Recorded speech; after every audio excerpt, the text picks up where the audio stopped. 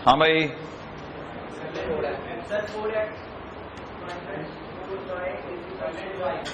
जरूर wrong answer है, देखना दोबारा। एच क्यू का स्क्वायर बोल रहा हूं,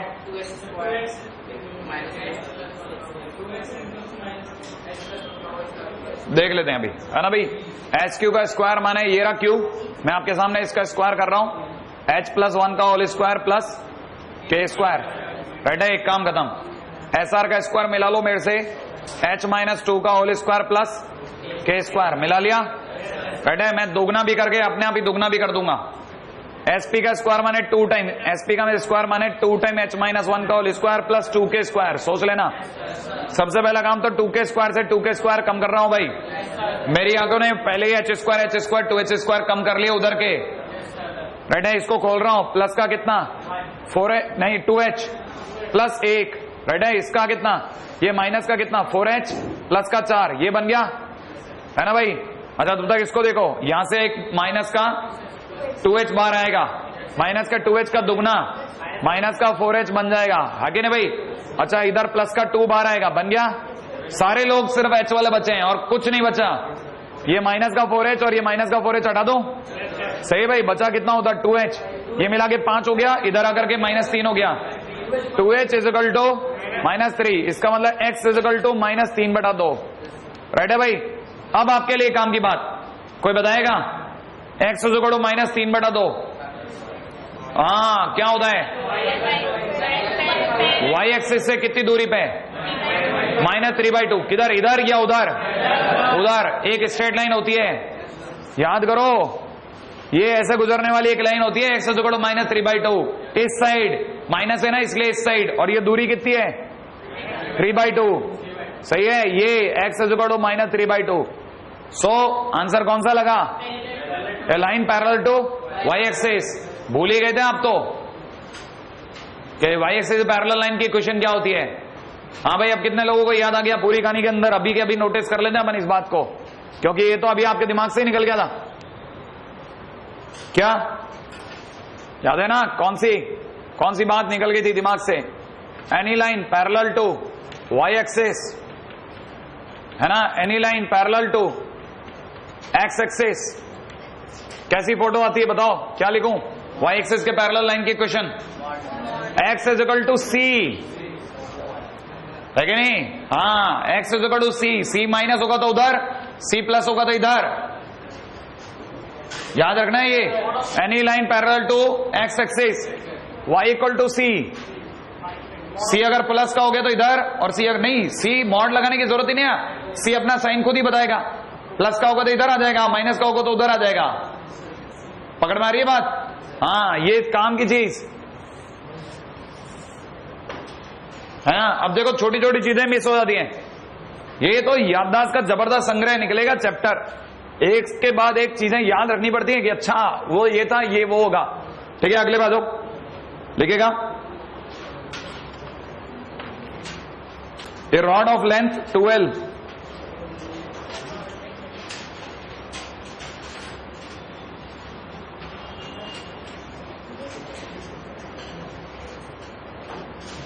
a rod of length 2L is slipping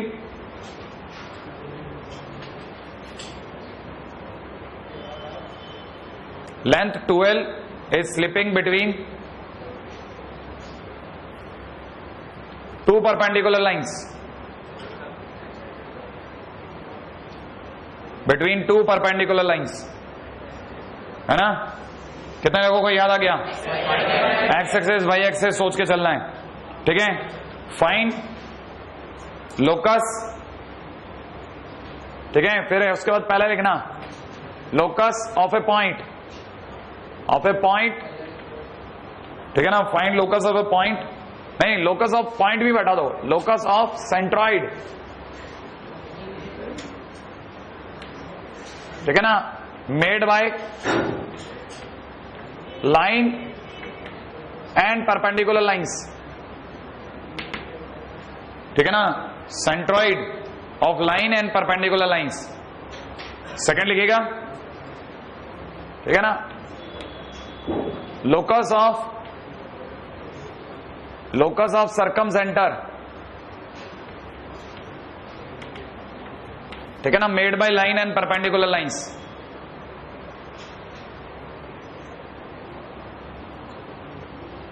हाँ भाई, इसका प्रोसेस याद रखना जो मैं आपको समझाऊंगा अभी।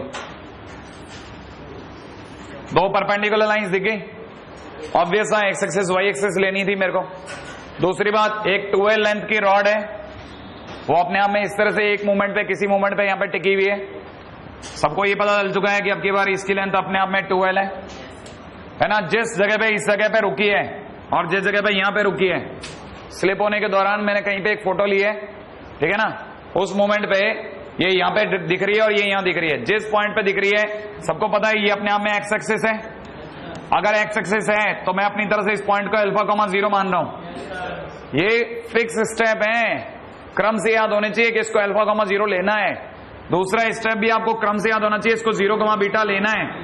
ले लिया, अब लेने के बाद में इसको लेने की जरूरत नहीं, ये अपने आप ही समझ में आ जाएगा 0 0 है कि नहीं। अब आप तीसरी बात सोचो, आपको किसका लोकस पता करना है?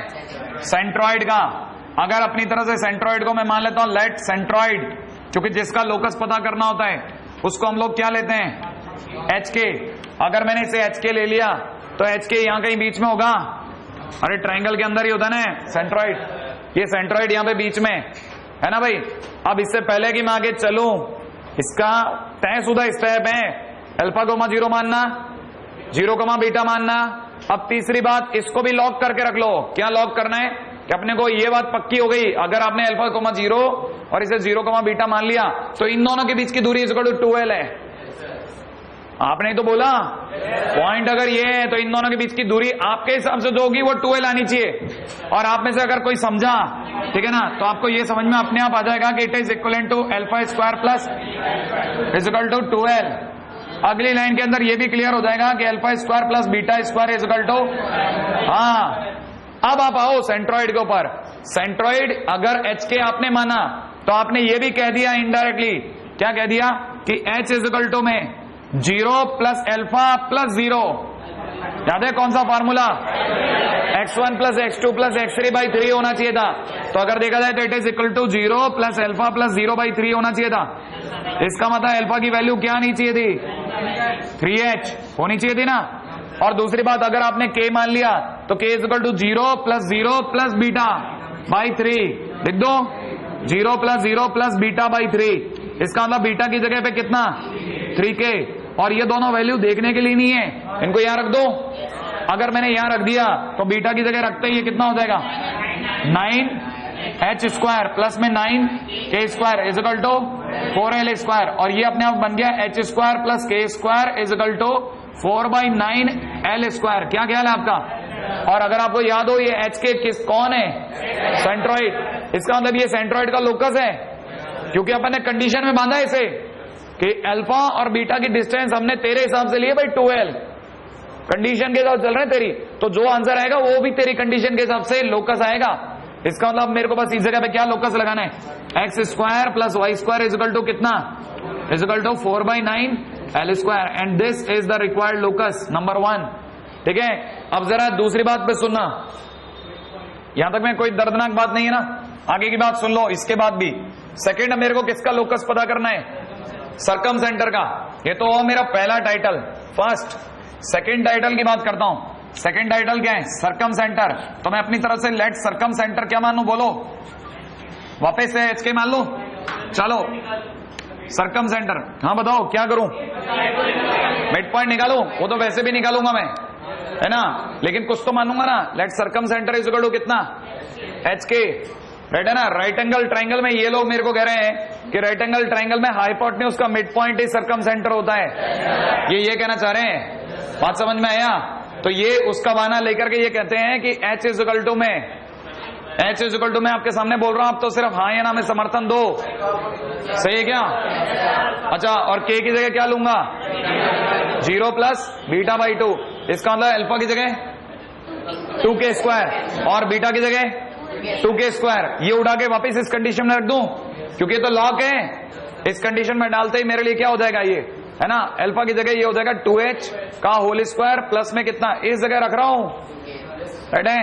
और यहां कितना 2k का होल स्क्वायर इजिकल टू कितना 4l²। इसका मतलब x square plus Y square is equal to, ये सेकेंड आंसर हो गया, है ना?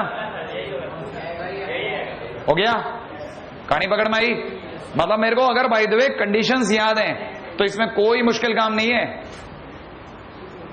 फिक्स स्टेप है पहला, ठीक है ना? पॉइंट अज्यूम करना, फिक्स स्टेप, ये वाला स्टेप फिक्स स्टेप, तीसरा स्टेप ये भी अपने आप में फिक्स स्टेप है। बस उसके बाद आप अपने हिसाब से ड्राइव करोगे हर बार क्वेश्चन।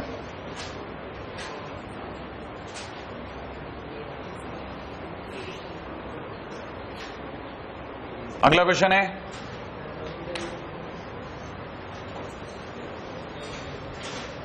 अपन ने एक बेस रखा है लोकस का, इसका मतलब लोकस कतई खत्म नहीं हुआ, इसका मतलब बस हमने बेस में लोकस का बेसिक समझा अभी, ठीक है?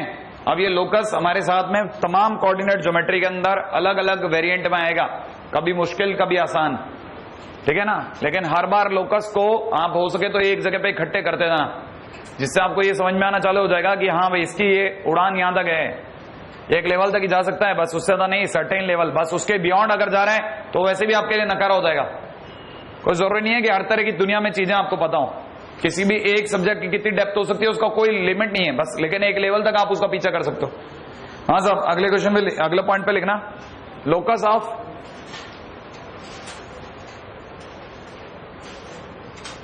पैरामीट्रिक कर्व्स, राइट है भाई? लोकस ऑफ पैरामीट्रिक कर्व्स, है ना भाई? फर्स्ट दे रखा है एक्स इज इक्वल टू दे रखा है A sine theta, Y is equal to दे रखा है A cos theta, and theta belongs to R, right है? आ जाइए, X is equal to A sine theta और Y is equal to A cos theta.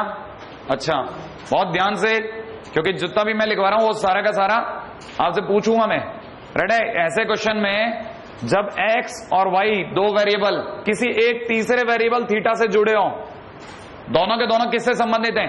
Theta से, इसको बोलते हैं पैरामीट्रिक होना। माने इन दोनों ने एक पैरामीटर पे हाँ भर दी है। जैसे किसी टाइम पे इंडिया में वजन उठाने के लिए, माने वजन नापने की जो तरीके चलते थे वो केजी में नहीं चला करते थे, वो सेर में चला करते थे, ठीक है ना? लेकिन हो सकता है कि श्रीलंका में किसी और नाम से उसको पुकारा जाता हो, but it is not exactly 1 kg और समथिंग एल्स, ठीक है ना? तो लोगों ने एक जैसा पैरामीटर बनाए जिसपे उन्होंने नाप के देखा कि हमारा 1 kg जो है यहां के, है ना, 3/4 शेर के बराबर होता है और श्रीलंकन के 1.2 kg के बराबर होता है। तो फाइनली उन लोगों ने एक इक्वेशन बैठा ली कि हाँ, जब भी उसका 1.5 kg होगा हमारा 1 बनेगा, और इसका तब भी 3/4 होगा तब भी हमारा 1 kg बनेगा। तो लोगों ने पैरामीटर बैठा लिया कि 1 kg एक पैरामीटर हो गया। इसके हिसाब से, इसके रेस्पेक्ट में दोनों को देख लिया करेंगे, इसके रेस्पेक्ट में दोनों को देख लिया करेंगे। माने 3/4 शेर इज इक्वल टू में श्रीलंका का 1.5 kg, राइट है? बीच का पैरामीटर उठ गया। तो जिस दिन भी धीरे धीरे क्या हुआ, लोगों ने उन दोनों की जगह पे एक नई चीज को, नई यूनिट को पैरामीटर मान के उसको ही एक्सेप्ट कर लिया। वैसे ही ये लोग कर रहे हैं। एक्स और वाई दोनों किसके साथ खेल रहे हैं? थीटा के साथ। माने थीटा एक पैरामीटर है इस समय, थीटा बदलेगा दोनों बदलेंगे। अब वो कैसे बदलेंगे, क्या लोकस होगा, वो हमारे को पता करना है। बस इतनी सी बात, पैरामीटर अब भूल जाइए, अगर समझ में आ गया तो ठीक, नहीं तो नहीं समझ में आए तो भी कोई प्रॉब्लम नहीं। करना क्या है वो बताता हूं। पहली चीज इसके लिए बताइए, सही है गलत? सही है गलत? अच्छा, इसके लिए बताओ, कितने लोगों को साइन थीटा और कॉस थीटा में एक लॉग याद है? याद है कोई ऐसा लॉग जो साइन थीटा और कॉस थीटा के बीच में बैठता है हमेशा? क्या? Sine square theta plus cos square theta is equal to 1। ये एक लॉग है कि नहीं? बस उठाइए साइन थीटा और इसके बीच में भर दीजिए, ये भी लॉग हो गया और लोकस आ गया। कहानी पकड़ में आ गई, है ना? तो लग लेते हैं एक्स स्क्वायर प्लस, अगला आपको करना है, जल्दी से आ जाइए। कोई लॉकिंग सिचुएशन ढूंढनी है बस। कौन सी ऐसी चीज है जिसे मैं ध्यान रखता हूं, जो मुझे इनके दोनों के बारे में पता है, उसमें उठा करके अपने पॉइंट को फिक्स करना।